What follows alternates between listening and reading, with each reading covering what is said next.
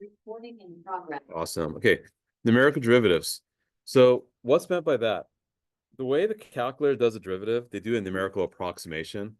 So the calculator doesn't really, it's not an algebraic solver per se. Like it doesn't like actually give you an expression for the derivative. There are more fancy calculus computing programs that can do that. They're very sophisticated. The TI-84 calculator is not terribly sophisticated, but it can give you a pretty good approximation for the numerical value of the derivative. For example, x cubed, right? We've already done this already. Do you guys remember what f prime is for that? Yeah, 3x squared. Thank you. 3x squared. So if I plug in 5, right? So what would f prime 5 equal? 75. Yeah, that's what I expect to happen, right?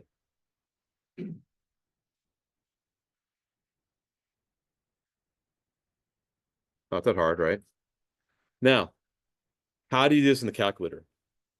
There are a couple ways you could do it. Now, what you see right now written was the old school way.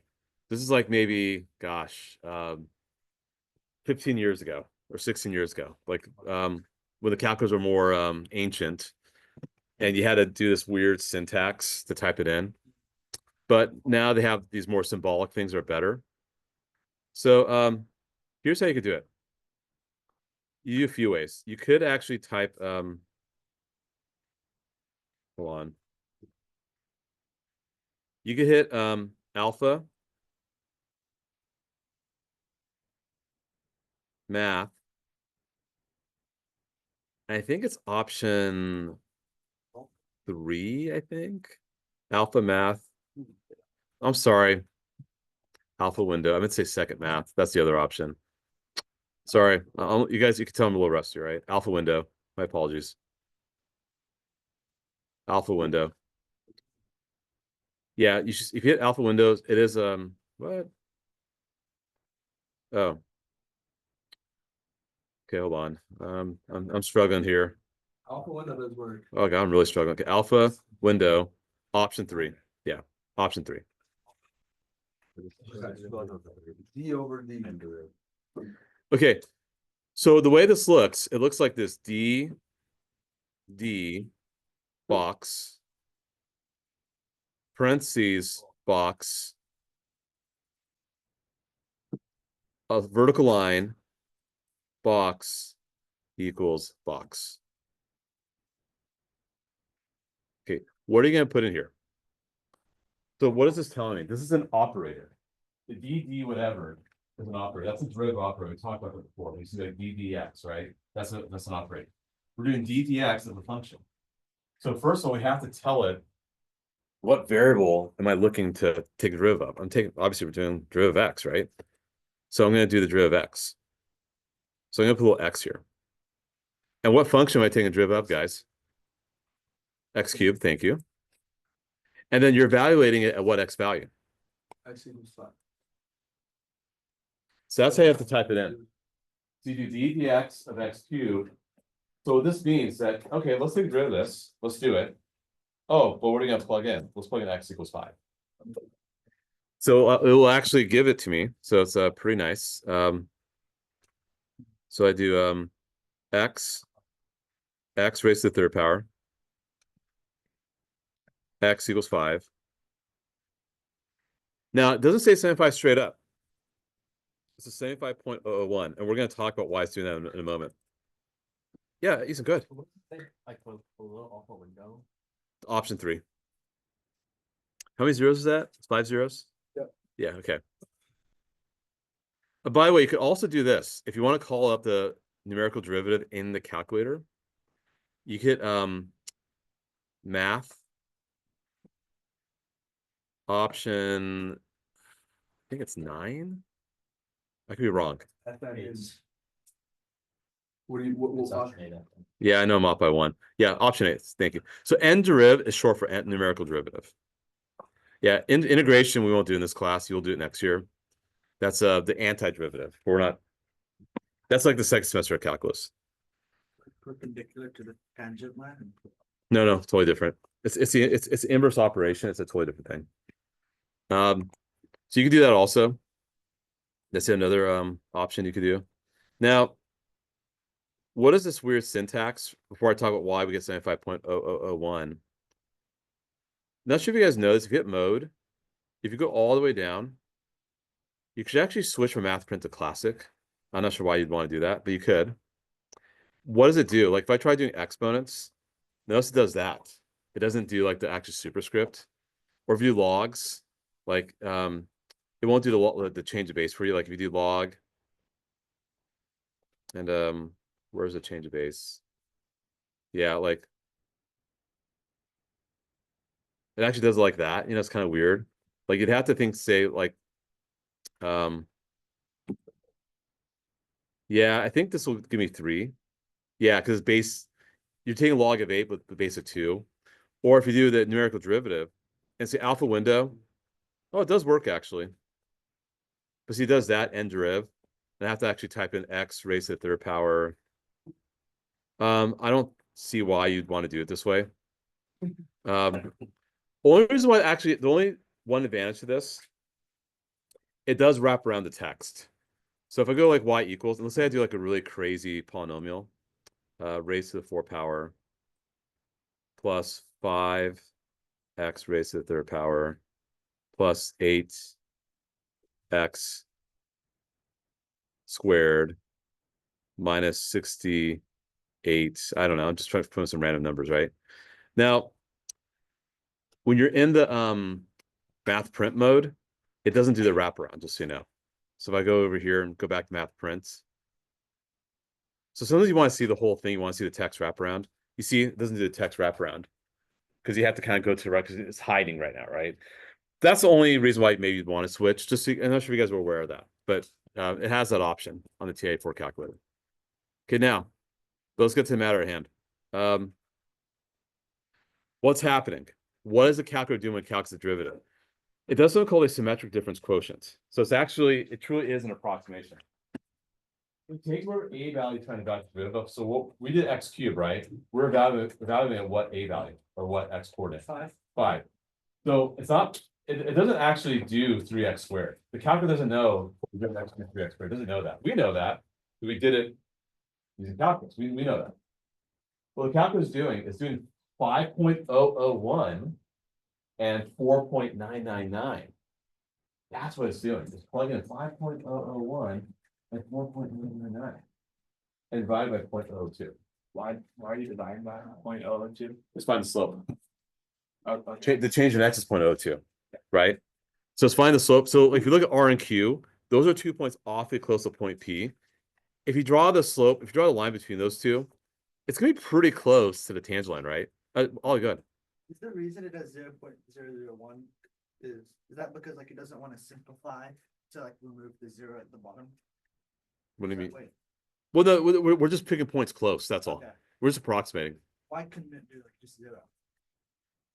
because then it's now it's getting to it's going to require more sophisticated computing power to do that. Okay. Now you're talking about a TI Inspire or an algebraic solver or Mathematica. It's not. This is a very basic calculator. Okay. Yeah. Now we're getting to like more complex coding, which the TI-4 just doesn't do. You could also do this as well if you want to do a one-sided difference quotient, but it's all the same roughly. But H will let be 0.01, just so you know. That's where again it's approximation. So it's not the actual derivative, but it's pretty darn close. So if I were to actually go back to my calculator again,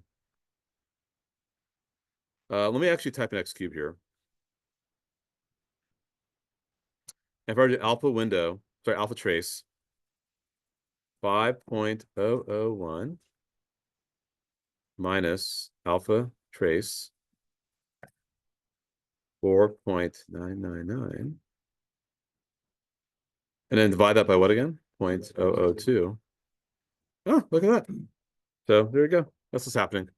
Is it always the thousands place, or is it just Always. Okay. That's how it's coded. Okay. Yeah. So that now you understand what the calculator is doing. So yep. But why is 5.001 and 4.999 Mhm. better than 5.001 and just 5? Why is it better? Yeah. Because it's gonna because it's on each side. Yeah, because you look at both left and right hand. So like you see, if you did this right, those have a pretty good chance of being parallel or pretty close to being parallel. If you do this, Oh, That's why. So you're trying to find some that might potentially be parallel or close to it. It's not perfect, but it's pretty darn close. So let's look at this one here. Y equals 16x cubed. Oh, yeah, this is good. This is good. Okay. Well, first off, let me ask this question. What's root of x cubed again? 3x, right?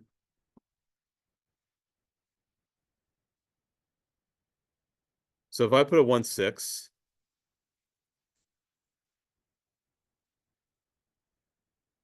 I'll get 1/2 x squared, right? By the way, another thing I haven't taught you guys, which we're going to talk about on Thursday. If you have a constant in front, the constant comes along for the ride when you do the derivative. So you don't do anything with the constant. If it's constant multiple, if it's a constant multiple, it goes along for the ride. So like 1/6 x cubed. Well, don't worry about the 1/6. Focus the x cubed part, then we'll play 1/6 afterwards. So yeah, that always will something we would expect. So I know what the graph's going to look like, but if you weren't sure, let's say I give you a weird function, and I said graph the derivative for it, but you do in the calculator. Here's what you do. So we know what to expect. We know expect a parabola, right? So what you can do is this. You're going to go y equals.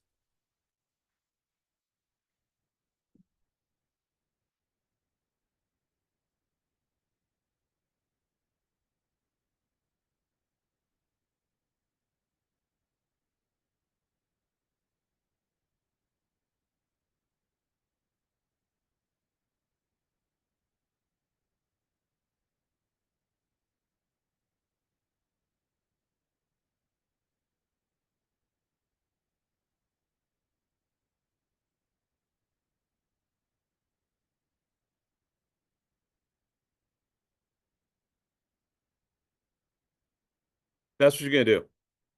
You go y equals d dx of x cubed, x equals x. This is very important, especially for the AP exam, especially when you're in the free response. I know, again, it's early. You guys not, you guys are a year away from that. But when you do these free response questions, they'll give you an equation you gotta like kind of use for all parts. There'll be like 3 or 4, something 5 parts, maybe. Well, maybe 5 parts might be too much. Not 1/6 x cubed. Oh, you're right. Sorry. Correct. Thanks. Oh. My apologies. But yeah, it's nice to be able to store it right away and recall it from time to time because you will have to do that. And you will have to also graph the derivative of these. So it's good to be able to know how to do that. So what I'm going to do is this.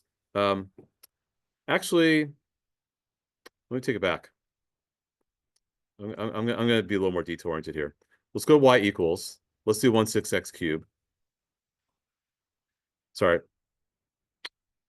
Okay, take 3. Y1 equals 1/6 x cubed. Y2 will equal d dx, parentheses, vertical line, x equals. Yes, you're going to put another x here. What do you think I'm going to put in here? Yeah, let's put y1. You want to get in the habit of doing that because you're always going to want the original function as y1. And then whatever things you got to do later on, you can recall that. So you need to get a habit of doing that often because it's going to save a crap load of time on the AP exam. So you want to get really used to that eventually. So now Calculate the y window on the calculator. alpha trace. Alpha trace. So 1/6 times x cubed. And by the way, you guys know how to do fractions in the calculator? By the way, alpha y equals. You do it there also. Option 1. Yeah, you guys learn a lot of things here today. Yeah, too. Okay, then alpha window, option 3, x, alpha trace, y1, x equals x. Now, why am I doing x equals x? I'm doing x equals x because it's going to find me all the numerical derivatives for everything in my window. Now, what window is the default window for these calculators? Negative 10 for x, right? So when it graphs the first one, that's easy. It's going to do a very nice smoothie like that. That one's going to take its sweet little time. Why does it take a sweet little time? Because computing all these derivatives from -10 to 10 for that symmetric difference quotient. So when I hit graph right now, okay, there we go. And then look at the derivative. I think I'll get a cup of coffee and come back. Yours is fast, you said? Well, it's on my iPad, but yeah. Oh, well, you're just cooling us. All right. But yeah, it's a problem. But see, that took a little longer, right, to do that. And by the way, if I want to turn off the first one, go back to y equals. Just go to equal sign, just hit enter. You can always turn it off. Another thing I just want to make, this is totally unrelated, but you know what? Sometimes you guys get an error when you try graphing, like you don't know why there's an error, and plot one is turned on. Make sure plot one's turned off. That's a regression model or regression technique, like scatter plot. We did that actually about a few weeks ago. Make sure it's always turned off because that might mess things up, just so you know. But if I turn this one off, I can still do the derivative, right? But see, it takes a little while, right? So graph looks like this. Sorry, what did you know? Y1. Go to the equal sign, hit enter. Now, another thing I need to say as well. Now that y2 is my derivative, right? And it's in terms of x, I could always go to alpha of trace. I could call up y2. I could type in whatever number I want. I never have to retype the derivative again. Because now I've stored it under y2. So like say I want to like do 5 here, right? There you go. Well, wherever that is, fine. Sure. Well, yeah, because remember we got 1/2 x squared, right? So that was yeah, that'd be 12.5. But I mean, for you to keep doing this over and over again is such a pain. So if you store under y equals, that's awesome. Right? So just think of that. Okay, now let's look at the last question. What can we do to help us identify the graph of f prime? So if we think about it, you could always figure out what this is, graph it, and see if it matches with what you got in the calculator. So they should line up. But also the fact that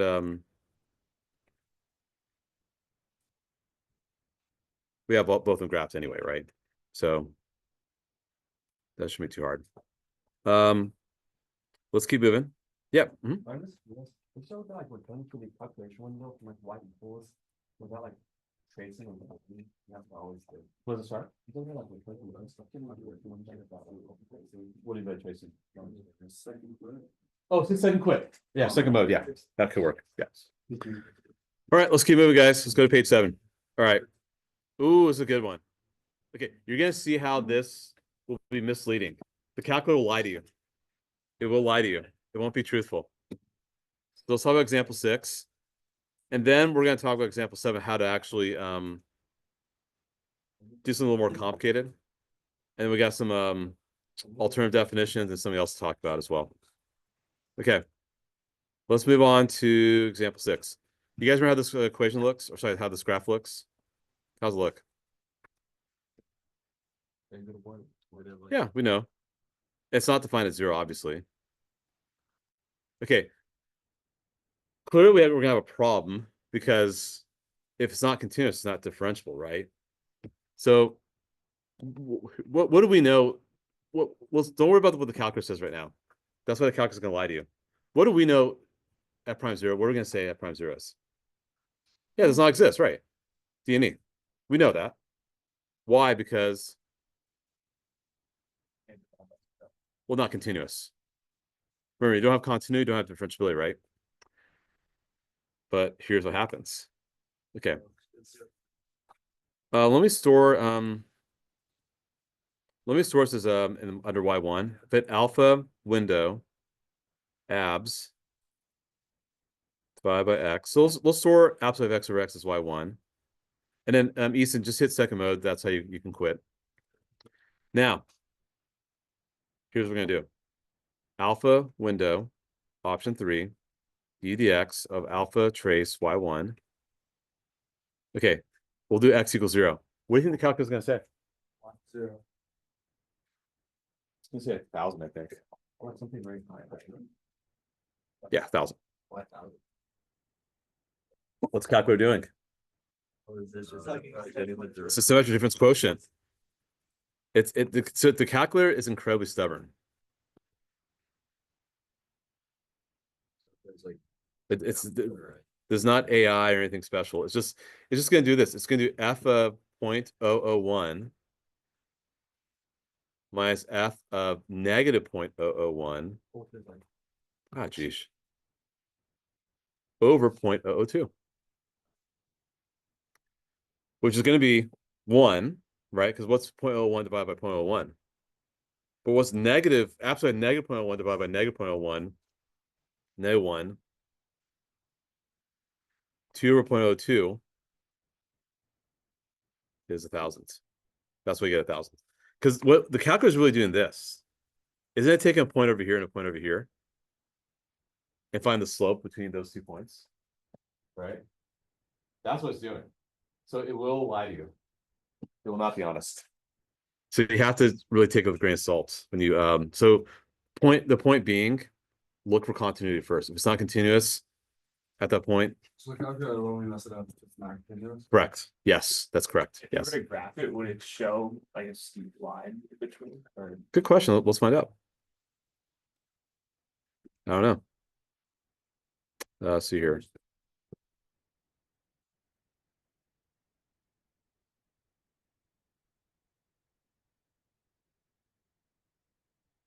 Yeah, that's original, right?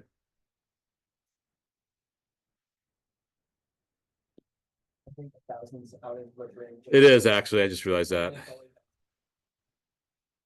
Yeah. Yeah.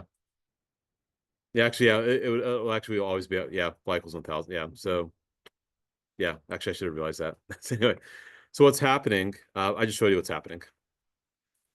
I just did. At 0, actually.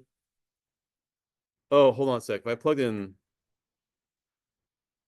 Well, no, because if I did it at hold on, let's find out. Actually, I don't know. I think it's y equals 0 and everything except for x equals 0, where it's at 1,000. Wow.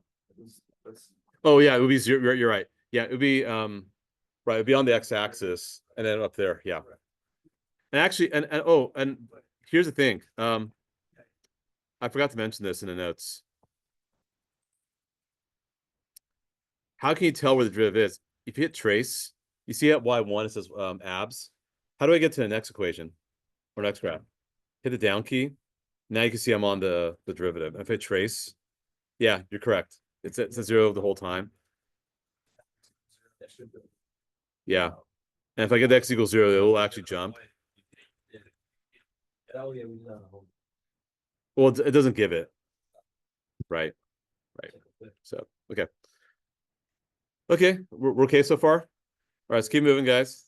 Okay, okay, here's a crazy one. X minus 3 raised to 2/5 power, which by the way, I think is going to be a cusp. I think it's a cusp. It's probably not differential x equals 3, but let's prove it. Okay, so we're going to graph both and then determine. Okay. Here we go. X. By the way, I'm not going to replace my y2 because I'm going to need it anyway, right? That's the beauty about storing things. You could just easily change y1. Y2 is already kind of set for you. So see x minus 3 raised to the 2/5 power. And y2 is already handled. Okay, here we go. So you see how it's like x raised to 2/5 power, but shifted 3 to the right. We actually did these power functions, right? Remember we saw when the x was between 0 and 1, it's like a square root function, right? But there's an even function because it's the numerator of the exponent squared. And also domain's all real because an odd root. Okay, so our graph looks like this originally. Guys, quiet, please. Thank you.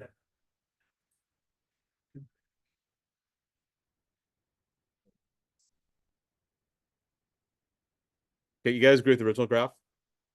Okay, now the derivative graph is funny. Let me turn off the first one because it's a little distracting. It's going to take a sweet little time, right?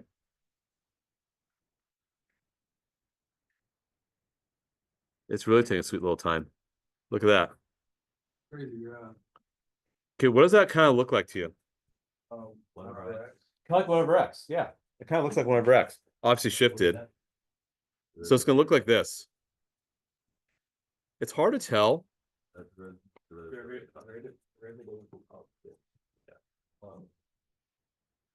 It's gonna look like this.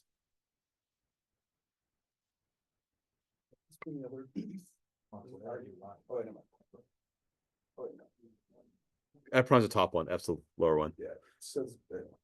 So you use the graph of F prime to establish these values. So that's the left-hand derivative. Now, very important. This is the part where people get a little mind bending a little bit. For F prime graph, the y coordinates are the F prime values.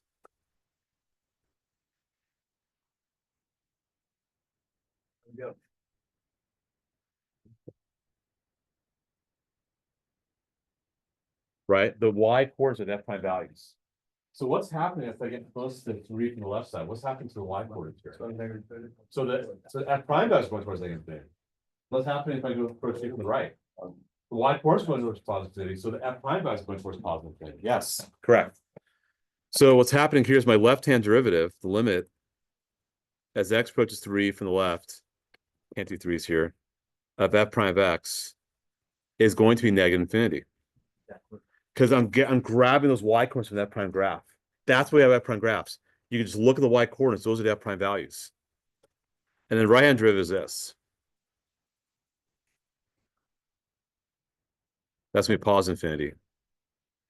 And of course, look at the original graph, obviously. But with that said, what can we conclude about the lack of differentiability? What category does it fall under? It's a cusp. Because they're different, but more specifically, one's positive and one's negative infinity. Oh. That's why. Now, if they're both positive infinity, that'd be a vertical tangent. Then wouldn't I expect my derivative to look like this? This is a vertical tangent. They'd both be going up or both be going down. So what could happen? This is a great AP style question. You can see a multiple choice question like, hey, here's the graph of the derivative. What's happening there? To the cusp, this vertical tangent. You got to be able to interpret the F prime graph to be able to say that correctly. So that's kind of the critical thing that happens to this stuff. Of course, if your derivatives are like this, we've really seen this already. If you had a derivative graph like that, what's happening over here then? If this is F prime graph, you have two different derivatives, they're finites. So what's happening over here? It's all that a corner. Yeah, it's corner. Yeah. Yep, that's what's happening. I just showed it. It would be like this. I'll show it again.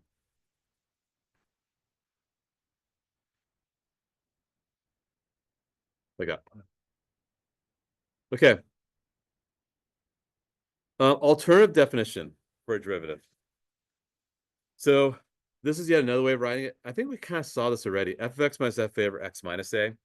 You just got to be able to recognize it. I don't really care what definition you use, but that's another way you could do it too. And it works because we know that the slope of the secant line for what we've done already. Like over here, I mean, I know what to do. It's f of a plus h minus f of a over h. We know this, right? Mm-hmm.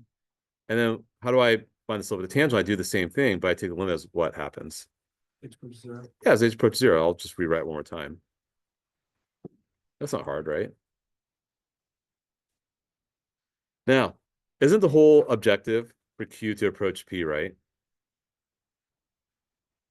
Isn't that the whole point here? No pun intended.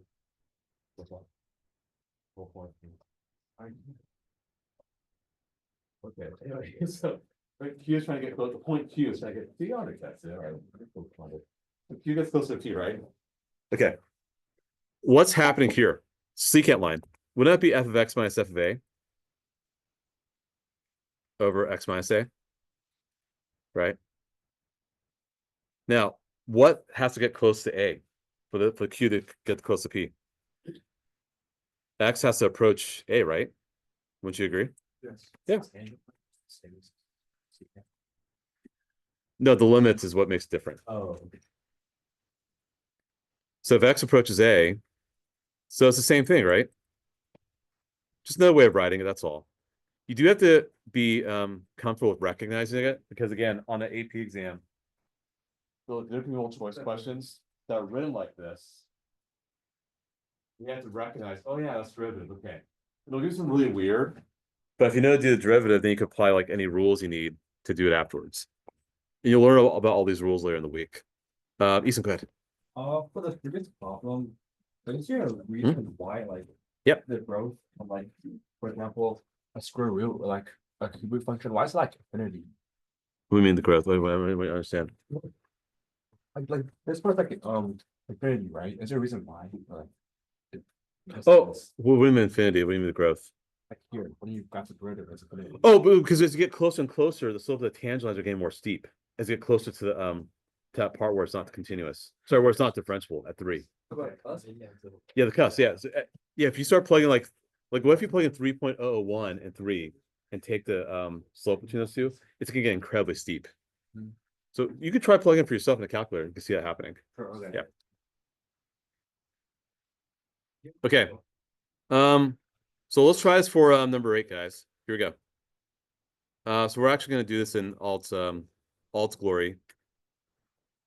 Limit as x approaches 11 of f of x minus f of 11. Okay, now do you see the problem here? If I plug in 11 right now, when I'm getting 0, 0, right? That's not good.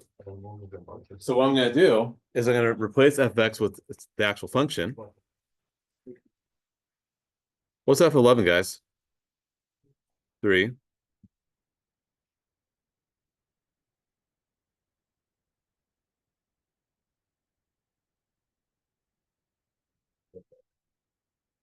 No, we're doing it on Thursday. How would I then evaluate this afterwards? Yep.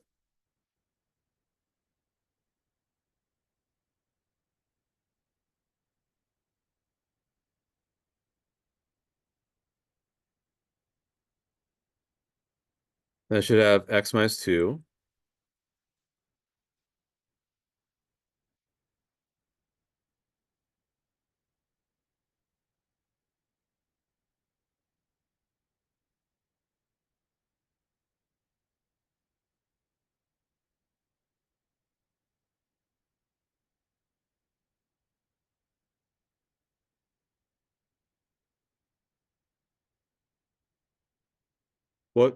What goes away?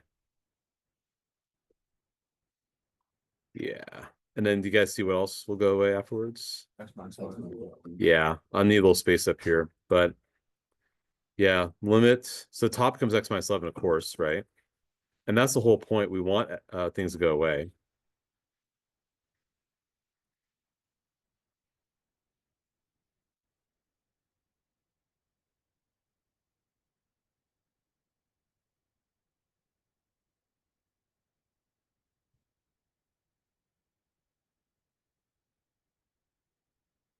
Now, can I plug in 11?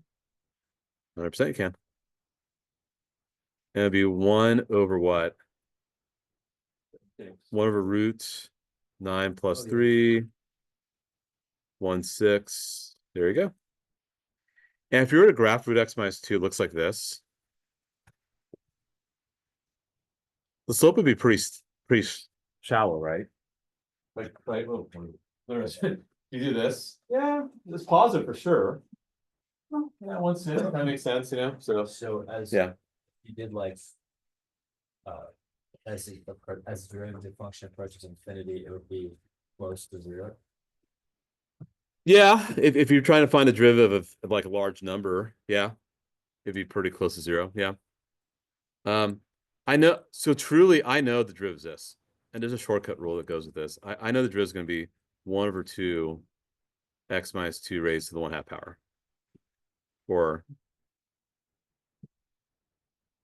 And you guys will be able to do it in your head quickly when I teach you guys stuff. But if I plug in like a large number for x, yeah, of course it'll get closer and closer to 0. So, all right, at the home stretch here. When do we get out? 11 what? 30? Okay. Okay, yeah. Okay, IVT. There is an IVT for derivatives. In addition to IVT for just regular functions. There's an IVT for derivatives as well. It's a little funny, but if you have 2 points, okay, and you happen to know the derivative at one point, you know the derivative at the other point, then we could expect some derivative value to be in between those two, as long as your x value is between a and b. So let me draw a diagram for you guys. So what's reminds us of IVT from earlier. I don't know what earlier means, but you know what I mean, right? So, and a very important, a function is a derivative exhibits behavior, even if it's not continuous, exhibits this behavior. So let's think about this one here. Suppose you're given a mystery function f, and you're told that f is differentiable on an interval from -2 to 5. Also, you're told that f of -2 equals -0.8, f prime 5 equals 2. Okay. So let me try to draw this mystery function for you guys. I'll try to do my best job sketching what this could look like. I don't know. Say it's got something funky happening here.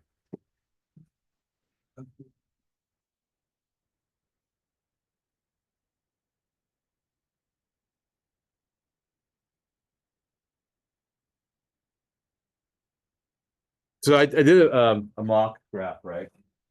So -2 has a negative slope, right? A negative slope. 5 has a positive slope, a positive slope, okay. So if you think about it, is one between -0.8 and 2? Yeah. Is -0.3 between -0.2? Yeah. Is 0 between -0.8 and 2? Yeah. And if you think about it, look what's happening in this curve here. If you think about what's happening in the curve, will I eventually get a 0 slope somewhere along the way? Yeah. Yeah. Will I get a slope of like 1 somewhere along the way? Yeah. Will I get a -0.3 slope? Yeah. Because guess what? Differentiable and my continuous. Yes. So this will be continuous. Yeah. So we expect this to happen. So the answer is yes. Yes. There's a whole bunch of other ones, yeah. Exactly. Yes, every value between. So how do you know? IVT, right. And what important key piece of information do you need to know about F to be able to make your conclusions? Continuity.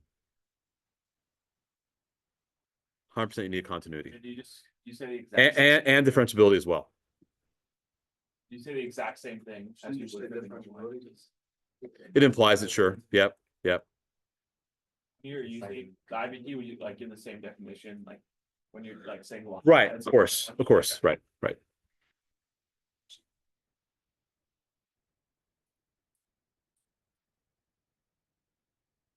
Well, not necessarily. I mean, because I could have done corners. I mean, I didn't have to make sense smooth. I could have done a corner or a cusp or something else.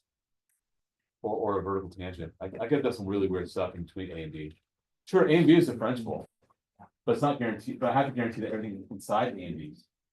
So let me rephrase that actually. What is important? Because actually, this I think I understand the question you're asking. We need to be differentiable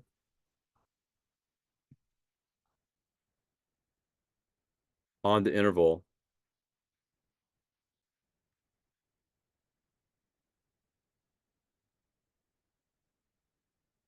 Yeah, does that answer your question? Yeah. Yeah, because you have to have. Because I could have had a bunch of weird stuff happen. Even if it's differential A and B, it's not enough. We have to be differentiable on that interval. Okay, so now let's look at part B. No.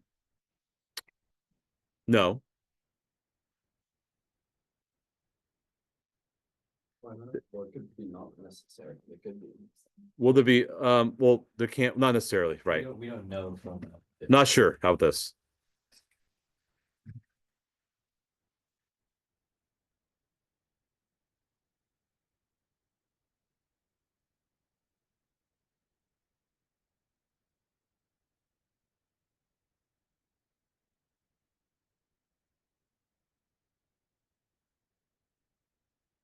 So this one here, given a function g that's continuous on that interval and differentiable there, will g have a horizontal tangent? Also not sure. Why am I not sure? No, not like the middle. Continuity is not enough. Oh. I threw you guys a curveball. Threw you guys a curveball. If I change that one word for continuous differentiable, that the whole ball game changes. If it was differentiable. Then yes, right. Continuity is not enough. So this theorem would be unnecessary if all derivative functions are continuous. Why? Because continuity doesn't guarantee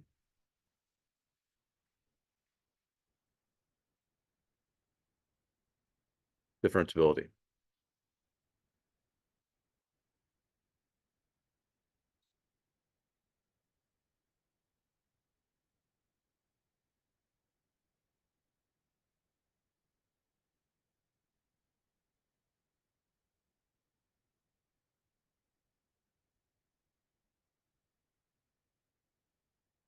Yeah, that's F prime C, sorry. What are you asking for? Oh, no, this is a lot. Oh. Yeah, so anyway, that's what's going on there. Yeah, one good. And so we'll never be able to determine if a function is continuous on a certain interval or differentiable on a certain interval. We'll only be able to do it on a certain point. Correct. So we have to be told like. Correct, right. Okay, I think that's all I want to get to today. In case you guys are curious what we're going to talk about, I can kind of just show you really quickly the shortcut rule really fast. If you have x to the n power, the derivative is going to be this. So for example, when I have y equals x cubed, you see how the derivative was like 3x squared, right? You guys see how the 3 moved to the front? You dropped the exponent by 1. Yeah, so that's a shortcut rule. We'll talk more about that. There's other rules also. This is the one actually my friends still know, and they haven't done calculus like in 30 years. They still remember this. So anyway. Oh, I just put it. Here, I'll put the filled out notes. No worries. Let me just stop my recording.